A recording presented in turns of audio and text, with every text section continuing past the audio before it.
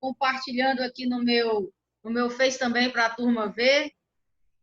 Ah, Isso, e aí a gente, e aí a gente começa. tranquilo. Nós estamos aqui já começando a nossa live com a professora Jaqueline de Souza. Ela é especialista, né, nessa tese nova de início de trabalhos evangélicos protestantes aqui no Brasil.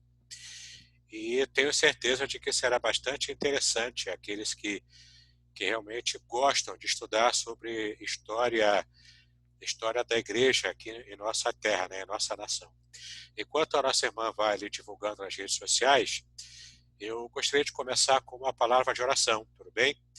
Vamos então orar, agradecendo a Deus por essa oportunidade. E logo após a oração, a nossa irmã Jaqueline está pronta para começar a dar a sua palestra sobre a Igreja Potiguara. Vamos então falar com Deus nessa noite. Pai, nós te exaltamos pelo privilégio que nós temos em te adorar e também, Senhor, em estudar assuntos concernentes à pregação do teu evangelho, Senhor, em terra natal, em terra brasileira.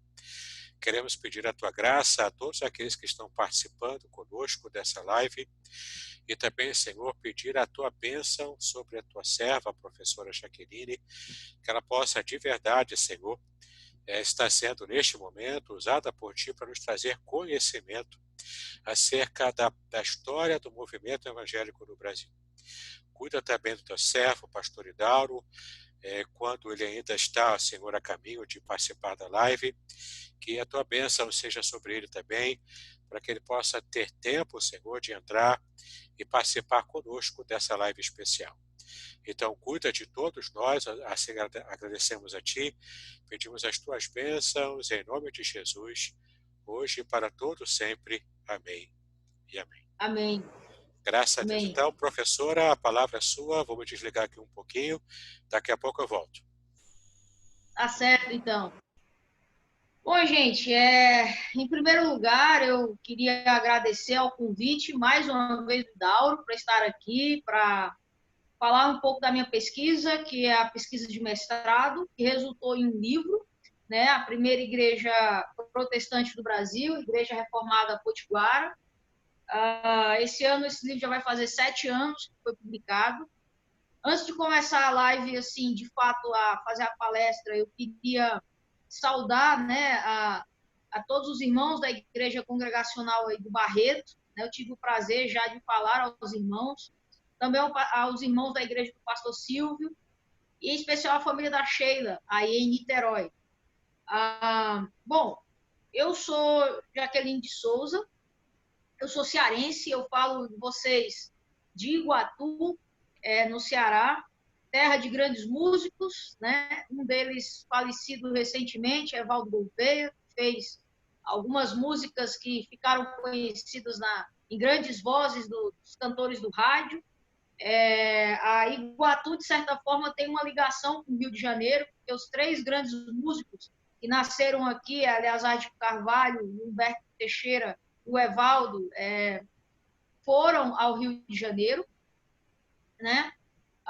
Sou historiadora, eu sou formada pela Universidade Regional do Cariri, tenho mestrado em Ciências da Religião pela Universidade Presbiteriana Mackenzie, e onde saiu o meu livro, né, a pesquisa que eu venho falar com vocês, e hoje faço doutorado nas faculdades ESTE, né, Antiga Escola Superior de Teologia, lá em São Leopoldo, do Rio Grande do Sul, que pertence à ISLB, a igreja a qual eu pertenço, à minha tradição, eu sou luterano, tá? Eu, antes de realmente adentrar, né, no tema também, eu gostaria de fazer uma história de como eu cheguei nesse tema, né? Quando estudante de história na Universidade Regional do Cariri, no campus do Crato, lá no ano de 2007, mais ou menos, por aí, eu estava no 5º semestre do curso, e naquela grade do curso de História lá da UFCA, a gente fazia ao mesmo tempo, né, a disciplina de Brasil 1 e Moderna, né? Onde, então, em Moderna 1, se eu não me engano, né? Brasil 1 e Moderna 1. E em Brasil 1, a gente estuda um pouco da colônia, né? E em Moderna 1, o nascimento do Estado moderno, reforma protestante, essa coisa toda. E estudando as duas coisas, né, acabei descobrindo um artigo numa revista de circulação popular, assim, não era uma revista acadêmica, História Viva, da qual falavam índios evangélicos do Brasil holandês, do Frans Leonard Havik, né, ou o pastor Francisco Leonardo, ou para quem o conheceu no Recife, carinhosamente, o pastor Chiquinho, né, lá no Seminário Presbiteriano do Norte. E eu fiquei completamente encantada, então, era ao mesmo tempo, pegava as duas coisas que eu estava estudando na minha graduação, então eu comecei como diz o Lucien Febvre, né, o historiador tem que ser como um ogro, quando fareja carne humana tem que ir atrás. Então eu fiquei completamente encantada pela pesquisa, então fui procurar saber tudo que eu podia saber sobre o tema. Então, descobri que a editora Cultura Cristã, esse livro, né, do Frans Leonard Havik, Igreja e Estado no Brasil Holandês, então devorei esse livro, assim, acho que eu li o livro em uma semana, né? Então, disse, olha, quando eu, como protestante, descobri que havia brasileiros, né, índios protestantes no período colonial, então, para mim, ali foi paixão não foi paixão, né? Foi amor à primeira vista. Então, decidi que ali iria ser a minha pesquisa principal, né? Que eu iria dedicar a minha vida a essa pesquisa. Não pesquiso só isso, mas é, de fato, a minha pesquisa principal. Então, já no curso de História lá da URCA, né? Eu fiz o meu trabalho de conclusão de curso já com esse tema e agradeço demais o professor Antônio José de Oliveira, né, que foi meu orientador, ele que é especialista em história indígena, especificamente dos índios cariris. E então eu decidi que queria ir a fundo, né? Até então eu nunca tinha pensado, passado na minha cabeça que eu iria fazer um mestrado, né, um doutorado. Mas enfim, eu disse, olha, eu tenho que fazer isso, né? Uma menina do sertão não tem muitos, naquela época, hoje já mudou bastante, mas ali no início do século XXI, você a sua ambição era terminar o curso superior e voltar para a sua terra para trabalhar. Foi o que aconteceu, mas naquele ano que eu trabalhei no ensino básico aqui no Iguatu, eu disse, não, eu preciso ir a fundo, eu tenho que ir além. E então cheguei no Mackenzie, né? Fui ao Mackenzie, onde terminei o mestrado, e nesse mestrado resultou o meu livro, que eu fiquei muito grata a Deus por ter sido orientada por João Batista Borges Pereira, professor emérito da Universidade de São Paulo, foi anos coordenador da FEFELESH, né, Faculdade de Filosofia, Letras e Ciências Humanas lá da USP, antropólogo, e já era professor aposentado lá da USP, mas era professor no Mackenzie, né? Uma pessoa muito querida, que mandou o meu trabalho para o Francisco Leonardo, e quem fez o prefácio do livro, então, foi o Francisco Leonardo, né? E que, para mim, aquilo dali, que vinha do Iguatu, era algo extremamente significativo. Então, continuo na pesquisa, estou no doutorado, né, na mesma linha, mas estudando especificamente uma época que eles ficaram aqui refugiados na Serra da Ibiapaba. Então, é isso que eu quero contar para vocês. Contei um pouco dessa trajetória, que eu acho que isso é importante, contar um pouco dessa trajetória, e agora eu vou falar um pouco também da pesquisa em si, né? Bom, gente, quando a gente fala em Brasil holandês, a primeira pergunta que as pessoas me fazem é o que é que os holandeses vieram fazer aqui, né?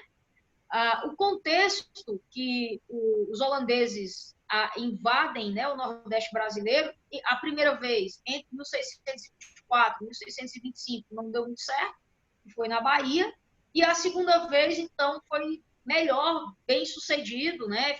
Ficaram entre 1630 até 1654. Era um contexto de guerra dos 80, era a guerra de independência da Holanda, né? A Holanda, então, ela era um estado vassalo ao Império Espanhol, e então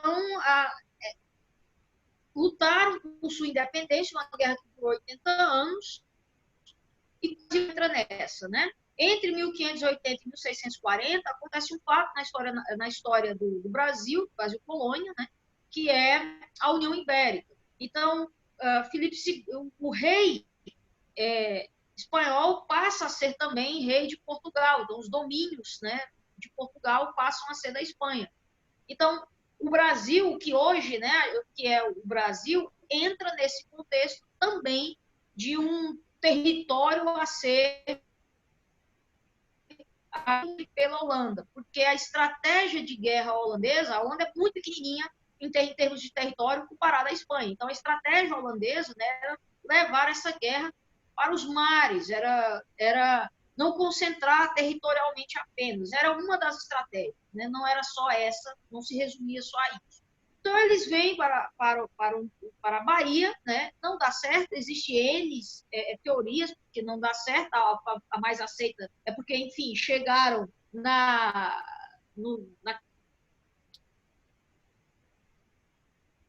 no foco e, então, enfrentaram muitas adversidades, né?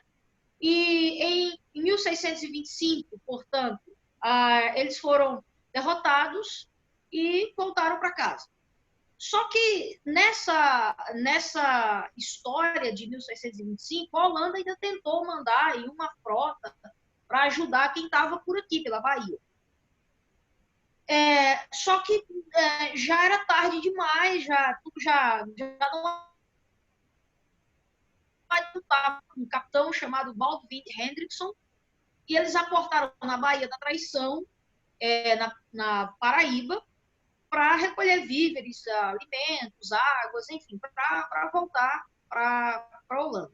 Nessa parada, estava ali reunido uma espécie de Assembleia dos Índios Potiguara. E, então, um historiador da Universidade de Winnipeg, chamado Marcus Meuwis, que estuda a colonização holandesa nas Américas, não apenas no Brasil, mas também nos Estados Unidos, do que hoje é os Estados Unidos, né? Ele acredita que houve ali um contato em língua francesa, porque, muito provavelmente, entre os soldados poderiam haver refugiados huguenotes, como também os potiguara tinham relação piratas franceses aqui na nossa costa. Essa crença do Meuwis, eu acredito que é real, verídica. Por quê? Porque não foram qualquer índios para a Holanda, né? Foram para a Holanda 13 índios da liderança dos Potiguara, dentre eles Pedro Poti, Gaspar Paraupaba e Antônio Paraupaba. Então, não vai qualquer um. Se não vai qualquer um, alguma coisa foi conversado ali de extrema importância. O fato é que eles ficam 5 anos, então, na Holanda, né, em várias cidades, Amsterdã, Groningen, Leyden, então, vão ser educados e também vão ser educados na fé reformada, né, no calvinismo. E, muito provavelmente, eles na Holanda que eles, então, fazem profissão de fé e são batizados, porque eles já retornam com a missão de ajudar a espalhar ou fazer a missão da Igreja Reformada aqui, tá? Então, é estranho, porque essa primeira igreja, né, ela é uma primeira igreja brasileira, vamos dizer assim, ela nasce na Holanda, né? E aí ela vem, então, com seus primeiros missionários, sob todas as aspas, aí, nativos já para o Brasil.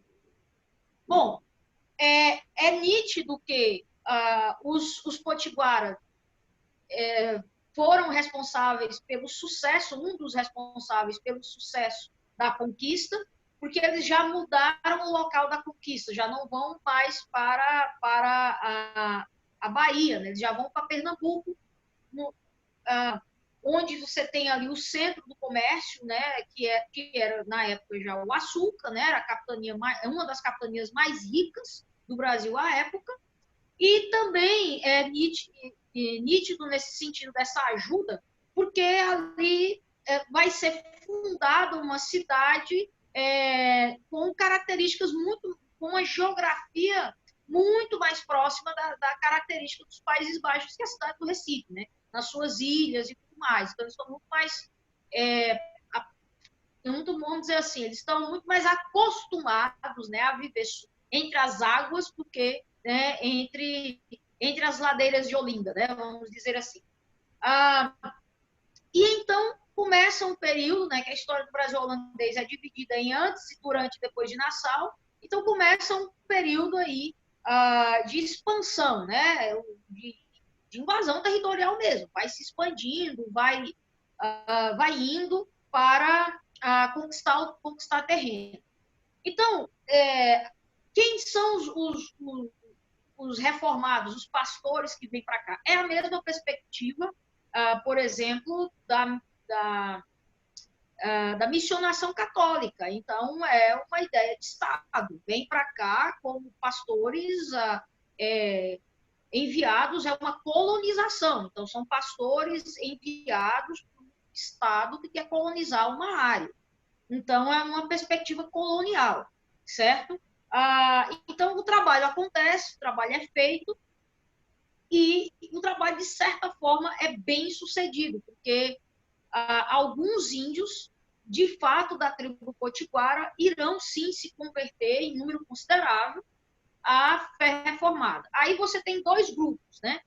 Um desses grupos dos potiguara que irão se converter ao calvinismo são grupos de católicos que já foram catequizados por jesuítas. Por quê? Como é que a gente sabe disso? Porque eles já têm nomes cristãos. Então, por exemplo, já tem um Pedro Poti, né? Um Antônio Paraopaba, né?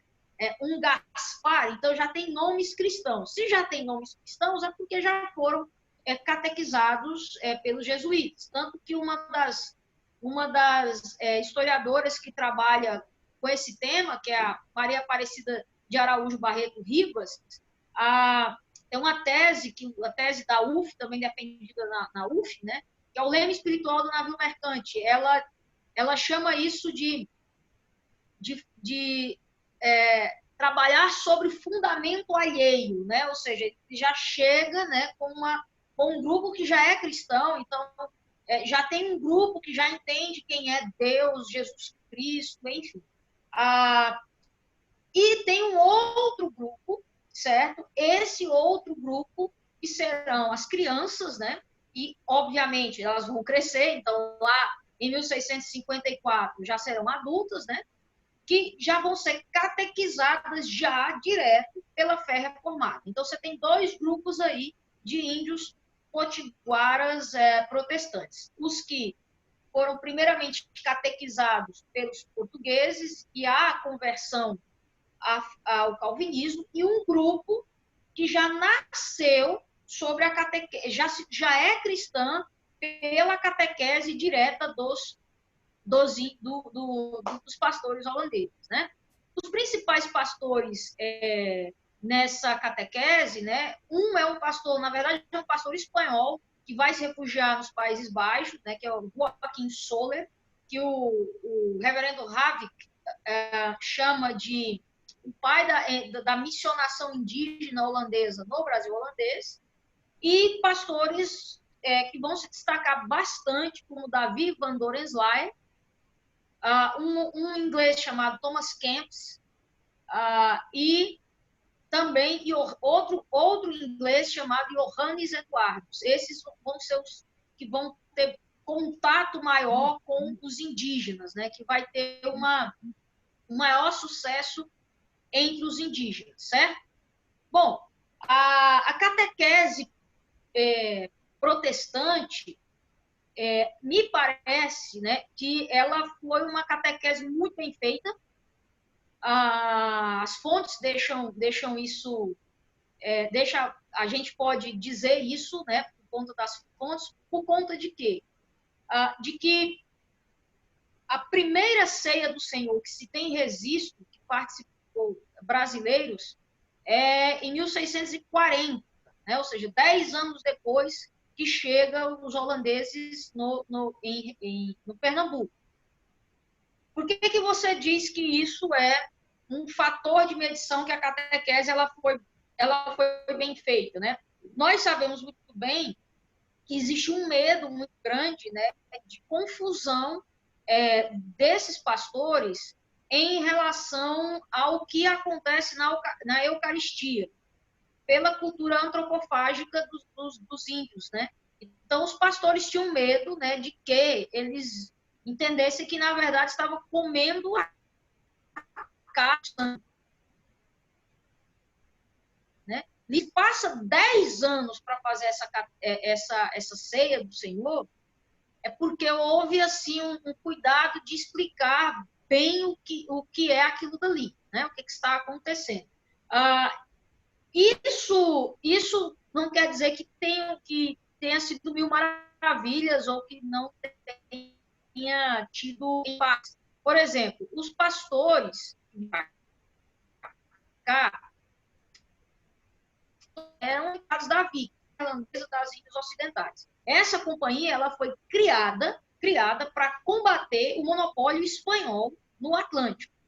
Ela está dentro do contexto das controvérsias do que vão resultar no Sínodo de Dort, certo? Lembrando que o problema entre calvinistas e arminianos, que eu não gosto desse termo para o século XVII, eu acho que o termo correto é remonstrante, né, ou então gomarista, nesse período, é muito mais político do que simplesmente religioso, os 5 pontos do calvinismo. Por quê? Porque o partido, né, remonstrante, ele quer paz para a Espanha. O partido calvinista, não, é guerra. Então, era uma coisa muito mais política, tinha muito mais envolvimento político do que simplesmente uma questão religiosa.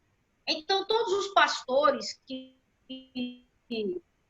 era uma companhia que foi criada por ardorosos calvinistas, certo? Então, todos os pastores passavam por uma espécie de triagem para saber se o cara era realmente ortodoxo, porque lembrando que o século XVII, né, é bom a gente lembrar, eu não sou teóloga, né, mas aprendendo teologia, principalmente aí com o meu orientador, o professor Wilhelm Barros, no século XVII, né, o que se entende é a doutrina, né? A doutrina certa, que se acha que é certa, né? Então, é confundida com uma fé verdadeira. Então, tinha que ter, assim, passar por uma triagem boa, né, para poder vir para cá. Então, muitos desses pastores eram muito ortodoxos e calvinistas bastante ortodoxos e alguns até puritanos, né?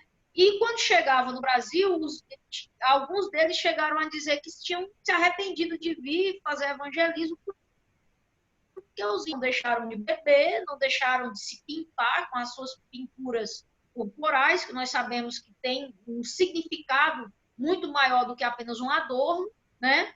E então eles disseram assim, olha, esse povo é duro, é difícil. Na verdade, o que estava acontecendo ali é que o holandês entendia que para o índio ele ser cristão de verdade, ele tinha que ser puritano do jeito que ele era. E os nossos índios brasileiros aqui, né, nunca esse termo brasileiro, fontes dizem que eles foram muito resistentes a essa vida puritana. Por exemplo, Pedro Poti tinha, no meu ponto de vista, assim, nas pesquisas que a gente faz. O Pothier era um homem um pouco depressivo e essa depressão, então, às vezes ele extravasava um pouco com alcoólicas, né? Então, ouvir depois todo mundo santinho, do jeito que o holandês quer. Não, teve muitos embates. Também teve muitos embates entre o próprio clero e a própria VIC. Por quê? Porque a VIC, a Companhia Neerlandesa das Índias Ocidentais, né? A VIC é a sigla em neerlandês, né? A VIC é uma companhia capitalista que queria saber de dinheiro, não sabia lucro por cima de lucro, não estava muito preocupada em salvar as almas. Claro que tinha essa preocupação, afinal de contas, nós estamos falando do século XVII, mas a preocupação maior era dinheiro. Então, muitos dos pastores tinham muitos embates com a VIC, porque embates, por exemplo, né, no sentido de que se levava os índios para fazer trabalhos forçados, por exemplo, no Ceará, houve um mito de que aqui poderia ter, no interior do Ceará, minas de prata, né? Aí levava os índios para expedições, ou então para guerra com os brasileiros. Então, na perspectiva dos pastores, isso atrapalhava a catequese, né? Então, os pastores também tiveram principalmente o Davi van Dorenzlaer e o Johannes Eduardos. Eles eram os mais ativos no sentido da defesa da vida dos índios, né? Então, não foi tudo uma maravilha. Houve choques entre o clero e a VIC, e houve choques também entre o clero protestante e os próprios índios, que eram cristãos, mas eram cristãos reformados, e as fontes, pelo menos, são muito poucas, né? Vamos deixar claro isso, mas pelo menos da liderança, não me deixa muita dúvida que eles eram realmente calvinistas, mas não eram no tanto, ou na expectativa, ou na forma que alguns desses pastores mais puritanos, mais ortodoxos, queriam que eles fossem, né? Quatro desses índios, o Davi van Dorenzlaer, ele se dedicou também a preparar os índios para a educação deles mesmos. Então, já havia uma expectativa, né, de que a própria liderança indígena fizesse a catequese dos próprios índios, né? Então, 4 desses índios se tornaram mestres escolas, né? Que é um ofício dentro da Igreja Reformada Holandesa lá do século XVII. Se você fosse um mestre-escola, você seria uma espécie de auxiliar de pastor. Então, isso seria a primeira etapa para você se tornar um pastor ordenado, certo? O que mais vai se destacar nessa formação, nesse ofício de mestre-escola, é um índio chamado João Gonçalves, que durante o governo de Matias Beck, no Ceará, que aqui, inclusive, só um parênteses, né? Na história de Fortaleza, nos debates lá do século XIX, início do século XX, houve um debate muito forte sobre quem seria o verdadeiro fundador da cidade de Fortaleza. Matias Beck existia uma ala que defendia que era ele o fundador, mas enfim. Ele vai trabalhar também aqui no Ceará, como uma espécie de auxiliar do inglês Thomas Kempis, né? Que a gente não sabe se esse nome era o nome dele mesmo ou se era uma homenagem a Tomás de Kempis, né? Lá da Imitação de Cristo. Enfim, você pode ver que chega, então, ao passo que o ápice, na verdade, da catequese é o governo de Nassau, porque o Brasil holandês é muito belicoso, né? Antes de Nassau é uma guerra para tomar a terra. Durante Nassau você tem ainda muitos conflitos, mas muito mais paz, e depois de Nassau começa então a insurreição pernambucana e aí dá na verdade na expulsão dos holandeses em 1654, certo? Então o trabalho é feito, né? Quando os holandeses, então, são expulsos em 1654, muitos índios irão embarcar em alguns navios para outras colônias holandesas, junto com os holandeses. Mas uma parte significativa não irá. Essa parte significativa, que não vai, né, que não aceita a capitulação de Taborda, né, que é a espécie de tratado de paz depois, né, da insurreição pernambucana, eles então decidem se refugiar na Serra da Ibiapaba, aqui no Ceará, ali mais ou menos da região de Viçosa, do Ceará. É uma região muito bonita do Ceará, muito bonita mesmo. Se um dia você vier visitar o Ceará, for ali para as bandas de Jericoacoara, dá um jeito de conhecer a Ibiapaba, né? Vale a pena, é muito bonita, certo? Então, gente, eles vão ficar lá. E então eles fazem um plano, né? Eles traçam um plano. Olha, nós vamos ficar refugiados lá e vamos esperar 2 anos saber o que os holandeses vão fazer com a gente, né? Se vão, o que vão fazer? Vão nos ajudar? Vamos tirar daqui? Vão nos armar? Vamos retomar a terra? Ou vai nascer um micro-estado ali, holandês e potiguara? Enfim, vamos esperar. O Antônio Paraupaba, então, vai à Holanda, se apresenta nos Estados Gerais holandeses por 2 vezes, né? Uma em 1654, em agosto de 1654, e outra em abril de 1656, né? E faz 2 documentos absolutamente maravilhosos. São 2 documentos primorosos da nossa história colonial, né? Porque no primeiro documento, a primeira representação é muito curta.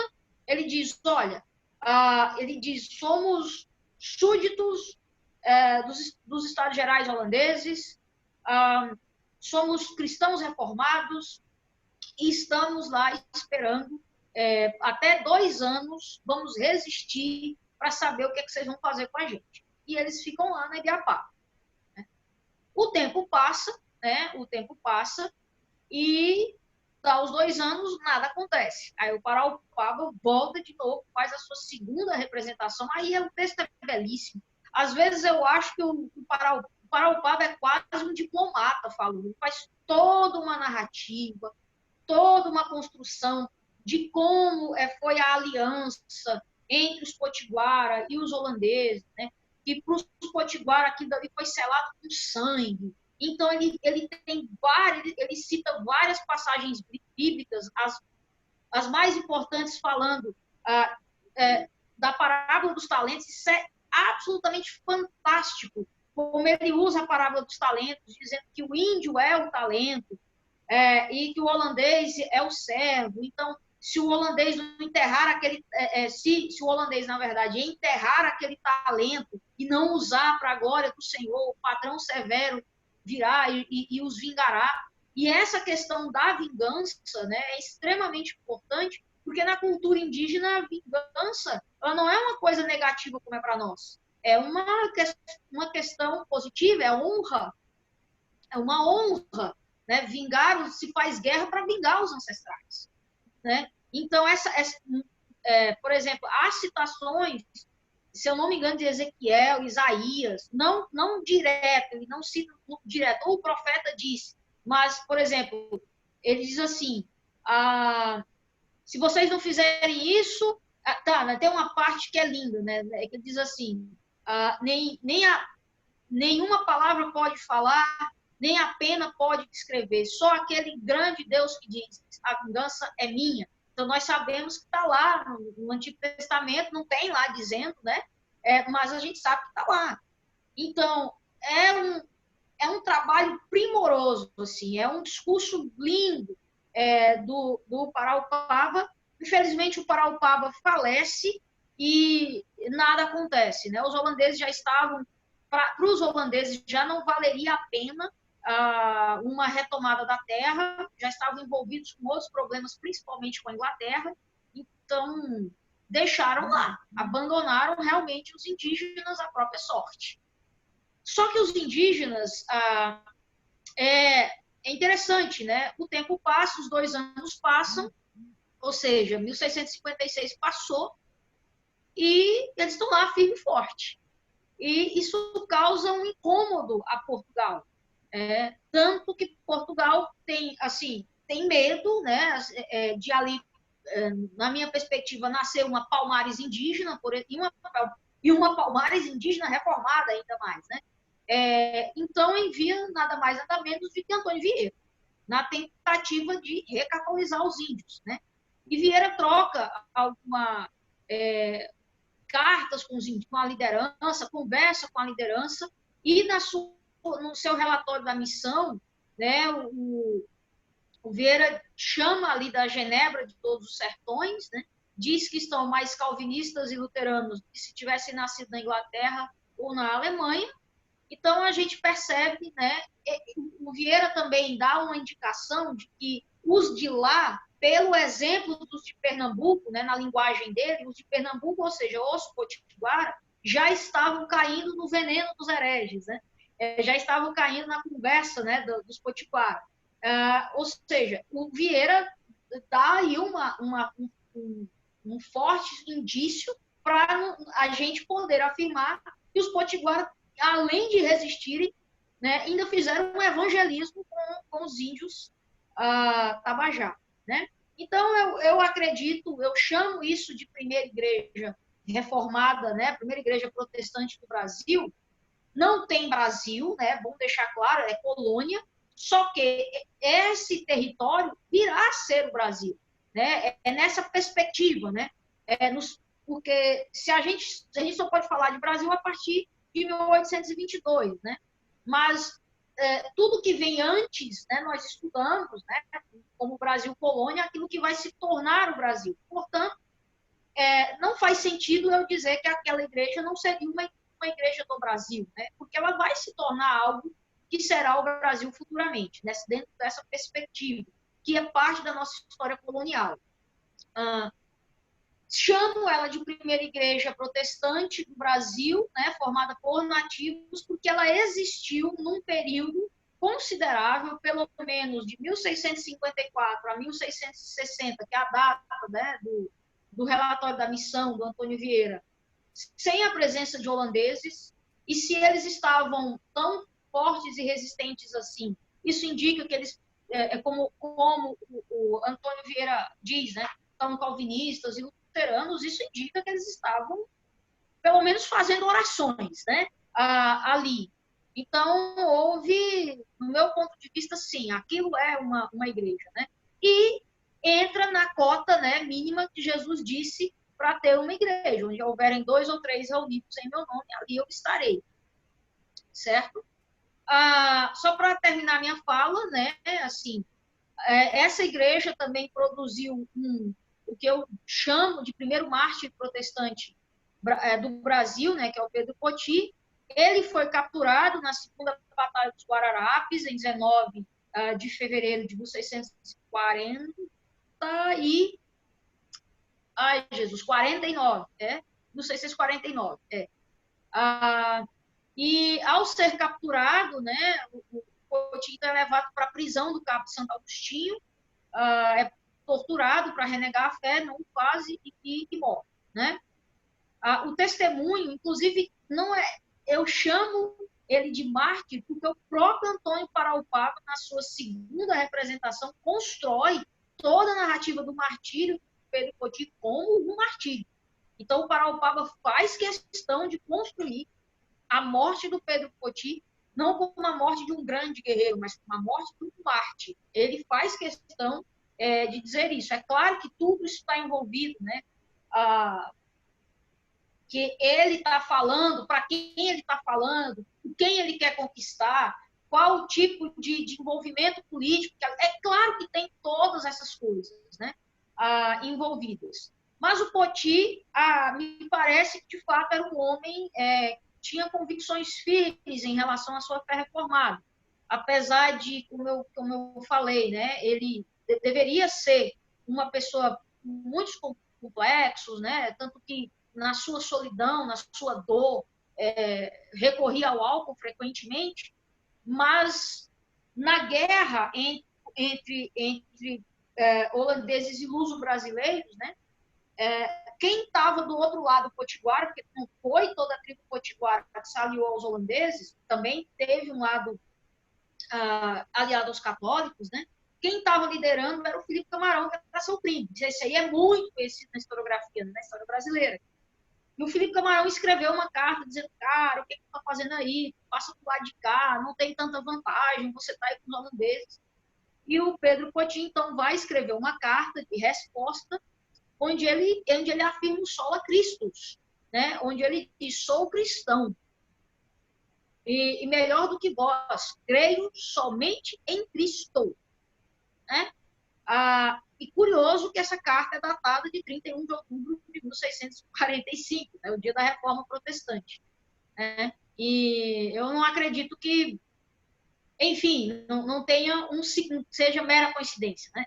Bom, gente, é isso. Eu chamo essa igreja de a primeira igreja protestante do Brasil. Quem lê o livro vê no prefácio feito pelo Ravi, que ele também concorda, né? E é isso, né? Espero que eu tenha contribuído e estamos aqui, né? Eu agradeço. Tentei resumir o máximo que pôde, com maiores informações possíveis, para ser a mais didática possível. É isso aí, professora, tudo bem? Tivemos uma dificuldade técnica aqui com o som, mas depois eu já resolvi. Já temos aqui algumas participações, tá? Algumas perguntas. Estamos aguardando ainda algumas perguntas de quem ainda não fez. Pode colocar aqui nos comentários que daqui a pouco eu vou acessar as novas perguntas para apresentar aqui a professora. O primeiro comentário é do pastor Eduardo Campos, ele avisando que ele está presente, mas infelizmente a internet dele está instável, por isso que ele não pode entrar, né? Senão ele estaria aqui fazendo todo esse trabalho de conversa junto com a professora. O Williams Lopes, ele disse que em breve vai adquirir o seu livro. Williams Lopes. Obrigado. Obrigado. Juan de Paula Siqueira, nosso professor do seminário, também dessa área de história da teologia, né? Ele disse, boa noite, pastor Davidson, boa noite, professora Jaqueline. Deu boa noite para nós. Boa noite, professor. A primeira pergunta agora é do Francisco Tourinho, que é autor do livro O Calvinismo Explicado, lançado pela Dort Editora. Ele fez a seguinte pergunta, professora, é correto dizer que o Brasil holandês era mais desenvolvido que o Brasil português? Essa é uma pergunta muito recorrente, né? A criação do mito do Brasil holandês, né? Principalmente pela historiografia pernambucana do século XIX. Olha, aí vai depender do que a gente entende por desenvolvimento, né? Quando as pessoas falam da maravilha que é Recife, né? Uma cidade planejada, com suas pontes e tudo, Nassau, inclusive, planejou, não conseguiu, mas planejou que aqui tivesse uma universidade, né? Uma academia, na verdade.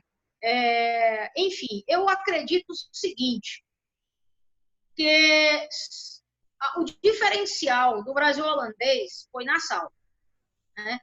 Porque se você olhar para as outras colônias holandesas, então, por exemplo, a Holanda criou a apartheid na África do Sul, né? Então, eu acredito assim que quando Nassau vai embora, a Vic só quer explorar, Nassau sai daqui por quê? Porque estava gastando dinheiro demais aqui e a Vic queria explorar, né? Então, na verdade, eu acredito que não no sentido amplo do termo, o Brasil holandês, o grande diferencial, do meu ponto de vista, é Nassau. Nassau é o diferencial, né? Assim, mas no sentido assim, vi que a Holanda queria fazer um exemplo de nação aqui. Não acredito nisso. Eles só queriam explorar mesmo, assim como os portugueses. Mas Nassau, sem dúvida nenhuma, é o diferencial em toda essa história. Perfeito. Deixa eu pegar mais uma pergunta aqui. Mais uma participação. Eu tenho aqui a segunda pergunta. A pergunta do Jared Victor. Ele pergunta, professora, quais seriam as implicações de uma não interrupção da presença holandesa e protestante no Brasil?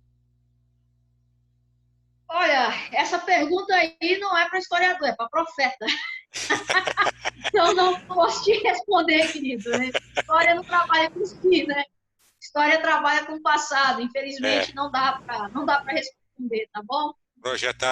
projetar possibilidades aí é um Não exercício dá.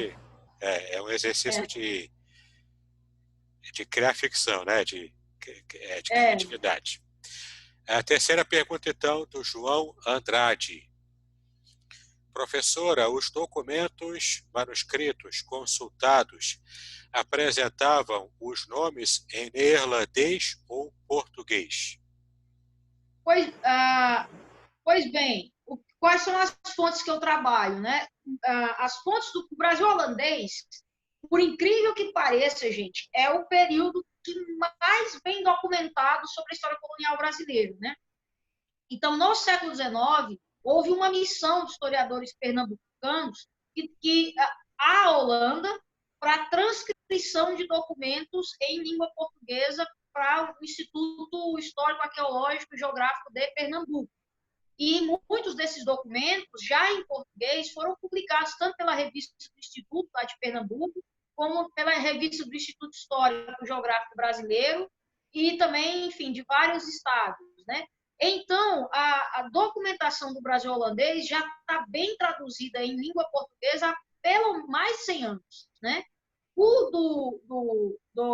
Das representações do Antônio Paraupaba, a versão que eu gosto de utilizar é de uma tradução feita direto do neerlandês para o português, do professor Ludwig Hoesman, que é um professor holandês que tem uma forte ligação intelectual com a Universidade de São Paulo. Então, ele publicou tanto em neerlandês como em português. Então, eu, especificamente falando da fonte do Paraupaba, né, eu uso essa versão do Ludwig Hoesman. As demais, elas já foram publicadas em língua portuguesa há mais de 100 anos. Então, para o historiador do Brasil holandês, o problema não é fonte. O problema é selecionar as fontes, porque é muita fonte, você acaba ficando perdido. É um problema geralmente muito comum, né, para quem trabalha com pesquisa. E às vezes dói, né? Você tem que cortar e não usar determinada fonte, né? Geralmente é assim.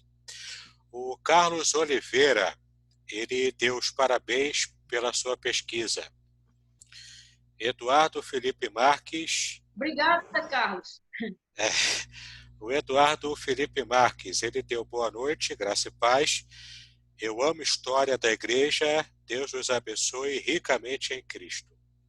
Amém. Williams Lopes, parabéns, professora Jaqueline, pela enriquecedora exposição. Obrigada. Professor Juan de Paula Siqueira, parabéns, professora Jaqueline, excelente palestra. E temos uma Obrigada. pergunta, a pergunta de número 4, do Jadson Ramos. E enquanto eu vou ler aqui a pergunta para a professora responder, você que ainda não fez a sua pergunta, por gentileza, pode colocar aqui, tá bom? Ainda há tempo de você fazer a sua pergunta. Então, a pergunta do Jadson Ramos. Jaqueline de Souza, até quando você consegue rastrear os vestígios dessa igreja reformada? Haveria a possibilidade dela ter avançado até o século XVIII? Olha, excelente pergunta. Janson, né, o nome dele? É Janson Jadson Ramos? Ramos, é. Jadson Ramos, olha, excelente pergunta. E é por isso que eu estou no doutorado, né? Estou aí continuando nesse exercício, né? Hoje eu posso dizer com certeza até 1660. Eu tenho o que, inclusive no meu livro, né? Que eu dividi esse período da igreja em alguns períodos, né? E o período que eles estão na Ibiapaba eu chamo do período do refúgio. E tem um período que eu chamo de período de uma espécie de período de diáspora. Por quê? Porque no arquivo do Conselho Ultramarino há uma carta datada data de 1691, sobre a prisão de um índio que é apelidado de João o Pregador. Nós sabemos muito bem que a prédica, principalmente no século XVII, é uma coisa muito específica de pastores protestantes. Então, se você tem já os índios, o que acontece com os índios depois? Né? Bom, muitos vão ser levados para o aldeamento, vão voltar ao catolicismo e tal, mas muitos vão se enveredar pelo sertão adentro e resistir mesmo à colonização portuguesa, num livro que, inclusive, eu recomendo a leitura de um professor chamado Pedro Pontoni, A Guerra dos Bárbaros. Né? Então, eu creio que esse João Pregador, até que se diga o contrário, pode ser, sim, João Gonçalves. Né? Pode ser, sim, João Gonçalves, ou pode ser qualquer outro João, mas um João reformado. Então, na história é o seguinte, eu só posso afirmar categoricamente, assim, tá um ponto final, se eu tenho fonte. Se eu não tenho fonte que não diga o contrário, então permanece a polêmica. Então, ou seja, o que eu quero dizer? Se não aparecer nenhuma fonte que contraria a minha hipótese, até lá a minha hipótese está valendo. Então, Jadson, né? Aí eu estico um pouquinho, por isso a data do livro vai até 1692. Por isso eu estico um pouquinho, porque eu acredito que há uma possibilidade desse João ou ser um João Gonçalves ou ser um qualquer outro João reformado. Aí, tá certo? Porque, por conta de quê? É preso por ser pregador? Né? Então, se fosse um pregador católico, alguém iria prender um pregador católico? Né? Então, nesse sentido que a gente conversa. Pode ser que eu esteja errado, né? Mas é a minha hipótese. Tranquilo. Nós temos aqui mais alguns comentários e perguntas também. O Michael Alves, ele disse: tem um livro, excelente exposição, professora Jaqueline. A nossa irmã Carla Janaína. Michael é meu aluno. O Michael Alves, né? O seu aluno, né? Meu aluno. Um abraço, Michael. A professora Carla Janaína, da nossa denominação também. Carla Janaína é a minha revisora, que eu tenho dislexia, então não faço nada sem mandar para Carla. Ela é gente boa, conheço a Carla. A professora Carla Janaína, ela dá boa noite a todos. E ela disse o seguinte: recorte importante da historiografia protestante. Um abraço, Jaqueline, e o pastor Davidson também. Bacana. Temos aqui ainda o comentário do Tiago Rodrigo da Silva. Parabéns pela brilhante pesquisa. Agora tem mais duas perguntas, tá? Eu vou colocar aqui a primeira, que é do Carlos de Oliveira. Havia um pastor indígena ordenado entre os refugiados em Ibiapaba? Olha, eu acredito que sim, né? Por quê? Porque eu acredito que o João Gonçalves foi ordenado, sim. Aí é uma questão, Carlos, que entra naquela história que eu falei para o Jadson, né? Eu não tenho como provar isso, não tem documento que prova isso. A gente vai supondo, por quê? Porque eu não tenho um documento a punho dos índios na Ibiapaba. O que é que eu tenho? Eu tenho um documento do Antônio Paraupaba falando sobre eles e eu tenho um documento do Antônio Vieira falando sobre eles. Então, imagina, você resistir, você tem um plano de esperar por 2 anos os holandeses, eles não aparecem. E você ainda consegue, depois de 4 anos depois do que foi combinado, ainda ter tanto desse fervor. Olha, eu acredito que eles ordenaram alguém. E quem que seria melhor para ser ordenado? Quem que estaria qualificado para ser ordenado? Aquele que chegou a ser mestre-escola, aquele que chegou a ser um auxiliar de pastor. Agora, como eu estou dizendo, tudo isso, infelizmente, infelizmente, a gente só fica na suposição, há indícios, né? E talvez tenha acontecido isso e tal. Infelizmente, a gente não pode afirmar categoricamente. Apenas é indício, suposição, a gente fica na dúvida. Até que apareça um documento que diga, ó, os índios ordenaram um índio pastor. Enfim, infelizmente, a gente vai ficar na suposição, tá? Mas eu acredito que sim, mas não posso afirmar categoricamente que sim, porque eu não tenho uma fonte que afirme isso. Isso aí. A próxima pergunta é do Tiago Rodrigo da Silva. A pergunta é um pouquinho longa, tá? Mas eu vou ler aqui. Professora, qual a influência do estudo entre a Igreja e o Estado no Brasil holandês, do professor Francis, do Seminário Presbiteriano do Norte? Considera o estudo dele um clássico ou um texto datado? Eu falei no início, né, da live, né, foi a partir do trabalho dele que eu me encantei. Não? O texto do Franz Leonard Havik, né, eu aprendi que fala assim, é um texto maravilhoso, é um primor de fontes, ele tem muita indicação de fonte. O fato dele ser holandês, aí, claro, facilita muito, né, porque ele tem acesso à língua dele, né, então, assim, é um texto brilhante, é altamente recomendável, né, e nunca, no meu ponto de vista, nunca será um texto datado, ele vai ser um clássico eterno sobre a igreja, a relação da Igreja-Estado entre o Brasil e o holandês.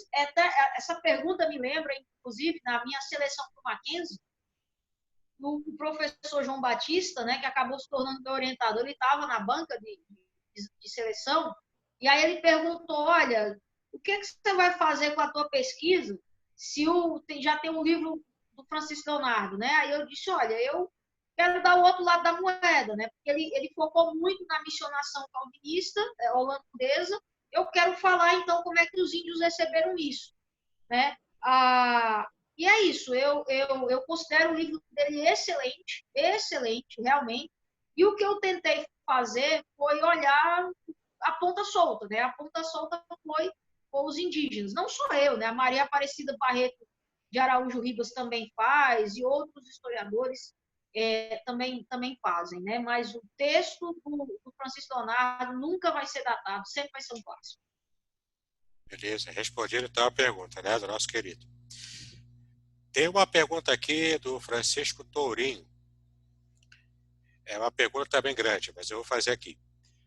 Professora, o Papa Francisco canonizou o que ele chamou de os primeiros mártires do Brasil, que, segundo a Igreja de Roma, esses católicos foram assassinados por calvinistas do século XVII, ali no Rio Grande do Norte. A senhora poderia comentar sobre esse fato? E aqui o nosso irmão William Lopes, ele também fez um adendo a essa pergunta. Ele colocou aqui, evento conhecido como Mártires de Cunhaú e Uraçu. Pode repetir que falhou o som. William Lopes, quando você falou William Lopes, falhou o som para mim. Tá, o William Lopes, ele fez um adendo à pergunta do Francisco Tourinho. Ele falou assim, evento conhecido como Mártires de Cunhaú e Uraçu. Isso. É aquela coisa, né? Você tem uma guerra que é uma guerra política, militar, obviamente, mas também é uma guerra religiosa, né? Então, ali era uma guerra de reformado contra católico.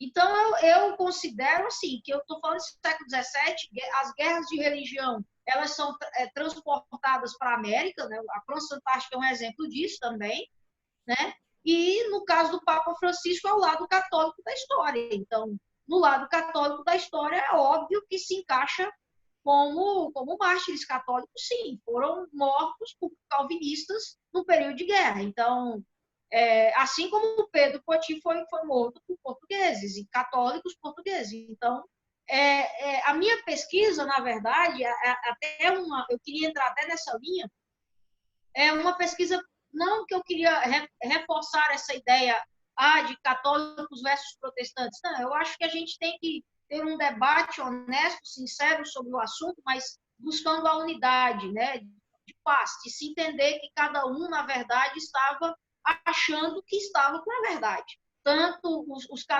os índios que eram católicos, os católicos, eles tinham realmente plena convicção de que estavam expulsando hereges, né? Eles tinham plena convicção disso. Então, o seu cristianismo diz que no lado calvinista, que estavam com plena convicção que estavam espalhando a igreja, a verdadeira igreja. Então, na verdade, aqui não é para reforçar uma briga, na verdade, é para compreender o que aconteceu e se auto-perdoar e tocar o barco para frente. A minha perspectiva é essa. Perfeito. Já terminaram aqui as perguntas. Caso alguém ainda queira fazer uma pergunta, nós vamos esperar alguns minutinhos para que você possa escrever aqui a sua pergunta, mas se não houver, nós estaremos já chegando ao final da nossa live, tá bom? Estou aqui de olho aqui, ó, no celular, esperando a sua pergunta. Enquanto isso, a nossa professora toma um pouco de fôlego, né? Bebe uma aguinha. A gente fala rápido. Bebe uma água para poder recuperar as forças. Aguardamos aqui. Se tiver mais alguma pergunta, mais alguns minutinhos aguardamos, tá bom?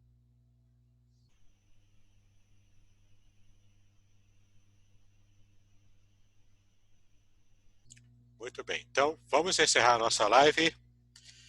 Quero agradecer, em nome do Seminário Teológico Congregacional de Niterói, a professora Jaqueline, pela sua disponibilidade em estar participando a sua pesquisa a cada um de nós e mostrando, né, o quanto é rico todo esse campo, né, de estudo historiográfico do protestantismo brasileiro, especialmente buscando esse início mesmo lá na Igreja Potiguara, né, que é tão pouco falado, tão pouco conhecido, até porque é um campo de pesquisa novo também que está se abrindo.